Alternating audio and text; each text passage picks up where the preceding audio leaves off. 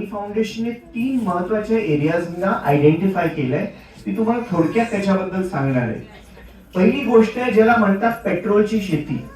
तुम्हाला आश्चर्य वाटेल की पेट्रोल तर आपल्या शेतात उगवत नाही, परंतु आपल्या शेतामध्ये अशी वनस्पती येऊ शकते की ज्याच्यातनं एथेनॉल जे पेट्रोलमध्ये मिश्रित करण्यात येतं ते तयार होतं.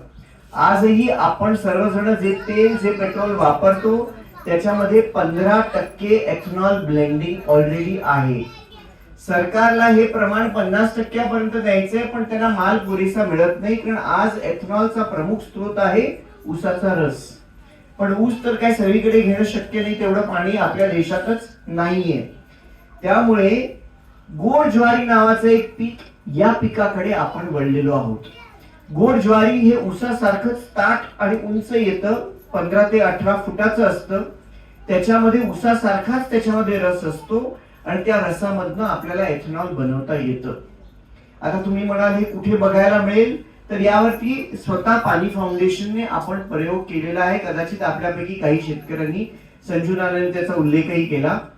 आपण प्रयोग केलेला आहे. गेल्या 6 वर्षापासून म्हणजे 2018 पासून आपण सातत्याने त्याच्यावरती काम करत आहोत.